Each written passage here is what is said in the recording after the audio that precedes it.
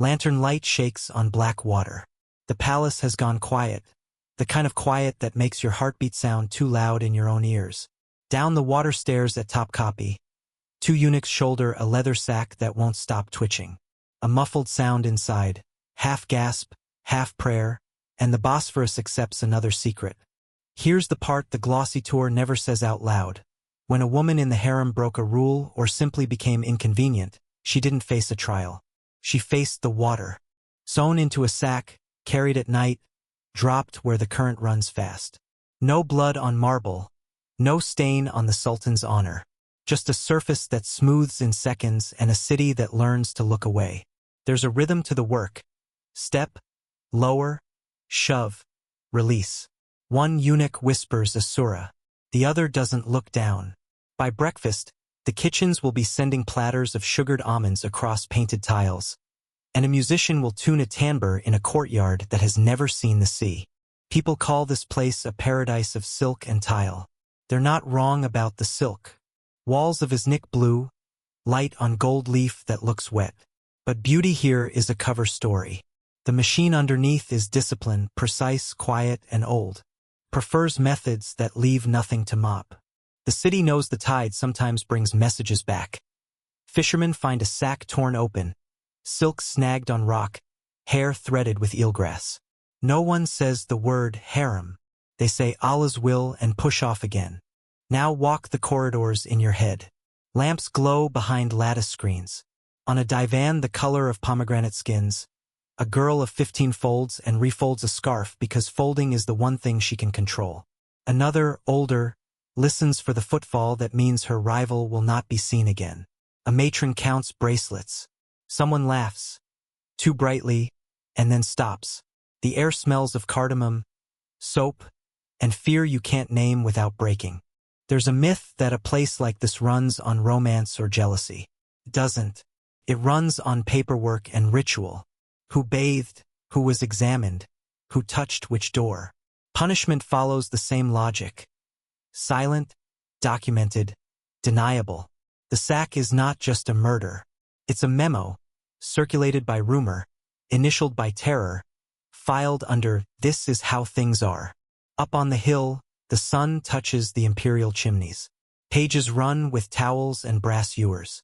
A steward lifts a ledger and draws a neat line through a name. The world continues because the world always continues. But the Bosphorus keeps its accounts. And if you listen hard, the current is loud with what can't be said. That's our starting point. Not myth, not costume drama. A working system that hid its violence in velvet and protocol. Tonight it drowned a woman without leaving a stain. By mid-morning, the palace will smell like orange blossom again.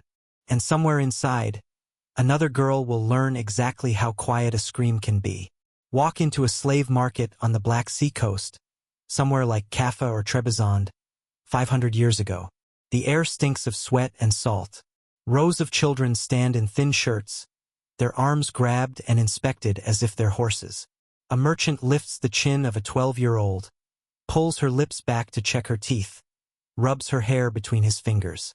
Behind her, another girl bites her fist, so she won't cry when strangers paw at her. Most of the harem didn't come from Istanbul. They came from raids and debt sales on the edges of empire: Ukraine, the Balkans, Georgia, Greece. Families ruined by war or famine sometimes sold a daughter to survive. Other times she was taken in a raid and marched for days in chains. For the Ottomans it was logistics. For the girls it was the end of the world they knew. Picture one. A blacksmith's daughter from a village outside Lviv. At home she carried water from a well, fed chickens, had never seen the sea. Now she's barefoot on a dock in Kaffa, shoved up a gangplank, hearing languages she doesn't understand. The men around her talk about prices, not names. She learns quickly that names are dangerous. They tie you to people who might try to find you. Here, she is only what she's worth. By the time the ship reaches the Golden Horn, she has been scrubbed, oiled, dressed in a robe that smells of camphor. The city rises in front of her, domes flashing in the sun, minarets stabbing the sky. It should look like paradise. Instead, it feels like a trap shutting. She is led through gates taller than any building she has ever seen.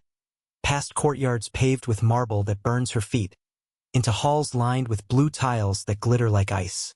Tourists today photograph those tiles and call them beautiful. But the girl who walked across them never saw beauty. She saw walls that meant she would never see her parents again. She smelled incense that made her stomach turn.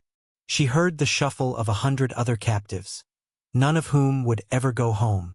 In the ledger, she's recorded as 12 years old, Circassian type, healthy teeth. For the palace, that's all she is. For her, it's the moment her life splits in two. Before the market and after.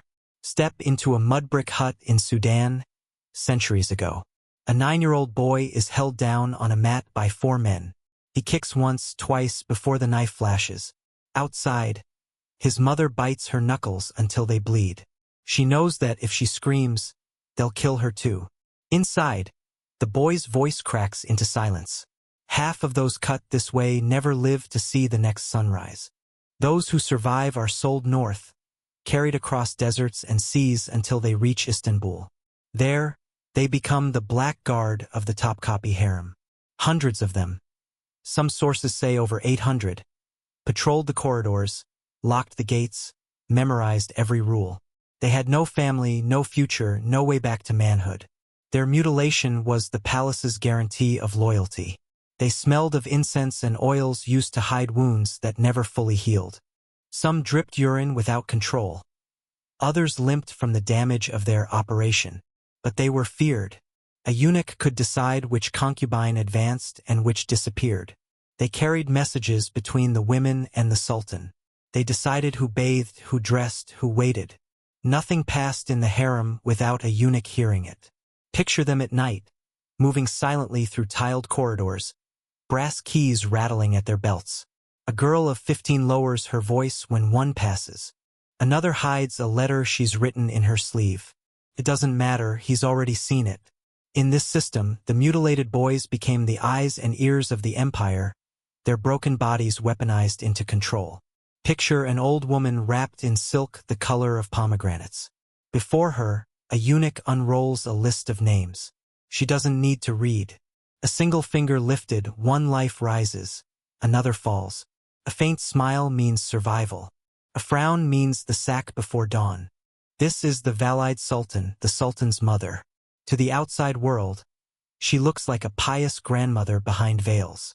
Inside Topkapi, she is absolute power. They called her Mother of the World, and it wasn't an exaggeration. Every girl answered to her, every eunuch obeyed her commands. For nearly a century, during what historians call the Sultanate of Women, Valide sultans shaped the empire itself. They chose viziers, arranged marriages, and even influenced wars. Behind the golden lattice, their word could change the course of nations. Now imagine being a trembling teenager summoned to her presence. You fear not the sultan, but his mother. She studies you like an object at market, skin, manners, obedience. One glance decides your entire future. Here's the brutal irony. In a prison built for women, the most powerful jailer was also a woman. The Valide could raise a slave girl to the throne as consort, or send her body to the Bosphorus before sunrise. In those corridors, nothing moved without her approval. A tray of candied fruits glitters in candlelight, rose petals, pistachios, honey. A concubine lifts one to her lips. Moments later, her body twists on the carpet. By dawn, her cushions are empty, and no one dares to ask why. Inside Topkapi, war didn't always mean armies. It meant whispers, poisoned sherbet, cosmetics laced with arsenic, a rival pushed on marble stairs. The harem was a battlefield without swords, where survival meant outsmarting enemies and trusting no one. Even the sultan sometimes watched these rivalries like theater. Behind hidden grills, he could spy on women through the observation chamber. Imagine the pressure, knowing every smile, every laugh, even the way you bowed could be judged by unseen eyes. One wrong word could end your life. The palace bred paranoia. Friends exchanged poisoned pastries. Sisters plotted against sisters. A favorite today might be found cold by morning, her death blamed on illness. Ask yourself, in a world where hundreds of women competed for one man's notice, Could loyalty even exist? Here, intrigue wasn't optional, it was oxygen. And in these silent wars, victory rarely meant happiness. Only survival until the next round. The ritual began long before the Sultan ever touched her hand. First came the bathhouse. Steam rising off marble as attendants scrubbed skin until it glowed red, oils poured into her hair. Then the inspection. A physician, always a eunuch, running his hands along her arms and neck, noting every blemish, every scar. One line in the ledger sealed it: healthy, fertile, no fever. Desire here was paperwork. Only then was she wrapped in silk, drenched in perfume, and led barefoot through shadowed corridors. Each door opened in silence, eunuchs bowing as she passed. Behind her, someone marked the exact time of her entry. Tomorrow, the same hand would record the time of her exit. Some nights, the Sultan summoned several women in sequence, each arriving spotless, inspected, catalogued. Nothing about it was spontaneous. Every kiss, every embrace, even every child conceived, cross-checked and written in red ink. Now imagine being that girl. You weren't chosen for romance, you were processed. Your body was logged like state business, listed alongside tax revenues and military victories. You could lie down on silken sheets, but your name would always end up in the ledger first. In a chamber with no windows, an oil lamp sputters low. A eunuch loops a silk cord around a young woman's throat. She doesn't scream. She knows screaming won't save her. Only dishonor her family's name. The last thing she breathes in is the sweetness of rose oil, rubbed into her skin only hours before. Then the cord tightens. Silence. This was how the palace enforced obedience. Blood was forbidden. It stained the Sultan's honor. So punishments were designed to leave no marks on marble. Silk cords for strangling, leather sacks for drowning. A system that made death look neat. But Istanbul still whispered the truth. People knew that sometimes the sea gave back what the palace tried to hide. A fisherman's glance, a jeweled clasp washed ashore. That was enough. No one said murder. They said the harem. Inside, fear worked better than chains. Women whispered stories of rivals who vanished after a single misstep. An eye rolled at the wrong moment, a word carried to the Valide Sultan. Others were poisoned, their bodies carried out at dawn. Each death was a warning. Beauty here was temporary, but punishment was permanent. The palace sparkled on the outside, domes, tiles, fountains. But beneath that shine ran a current stronger than the Bosphorus itself. Terror. And terror needed no witnesses. So ask yourself, what kind of power lasts longer? The Sultan's armies, or the fear that kept these walls quiet? The sound of drums carries through the palace. The Sultan is dead. Behind veils, hundreds of women stand in silence, their faces unreadable. Some clutch prayer beads, others stare at the floor. None of them know what comes next. For a favored concubine, the end of a sultan could mean the end of her life. To prevent her from building influence around a new ruler, she might be strangled before dawn. Others were marched to the Eski Saray, the old palace, a place as gilded as Topkapi, but really just a prison for discarded women. Once you entered, you almost never came out. Imagine the cruelty of that exile. A woman who had spent her youth waiting for a summons that never came would spend her old age waiting for death, shut away from the world she once dreamed of seeing. She had no family, no freedom, no name beyond widow of the harem. There were also the invisible wives, the ones who never saw the Sultan at all.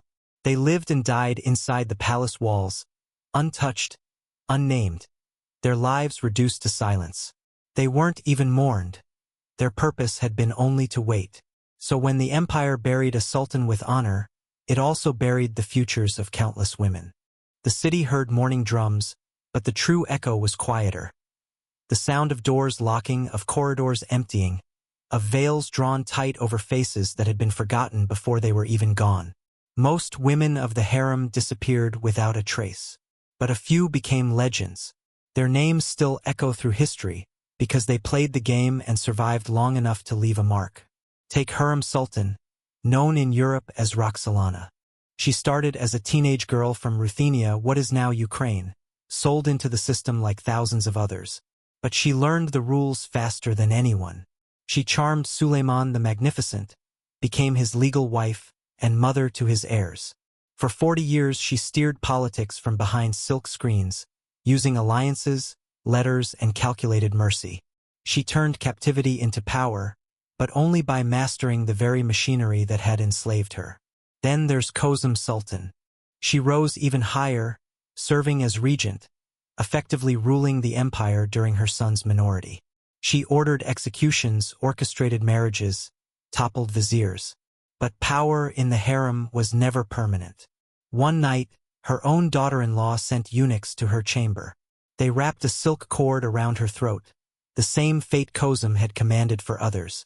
History remembers her as both queenmaker and victim, a woman who ruled until the system swallowed her too.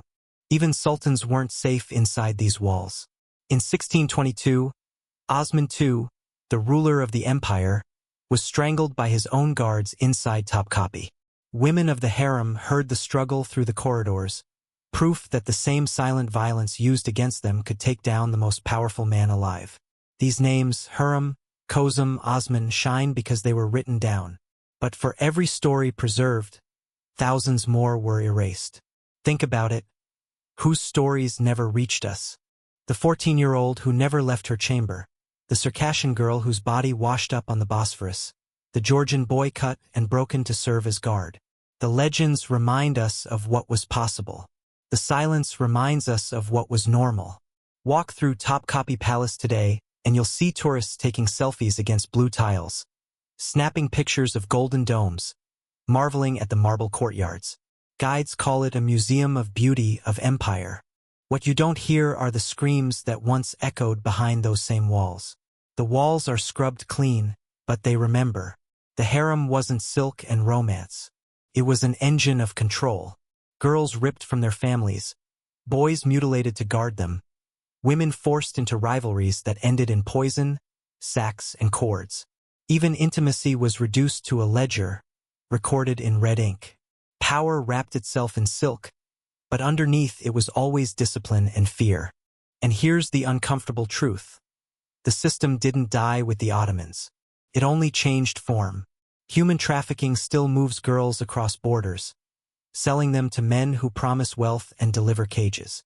Modern training houses still break children to obedience. Camps and compounds still strip people of names, leaving them with numbers and prices.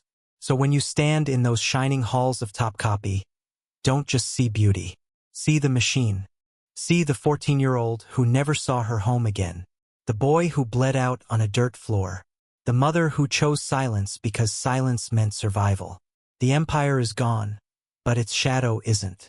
The real legacy of the harem isn't silk or gold.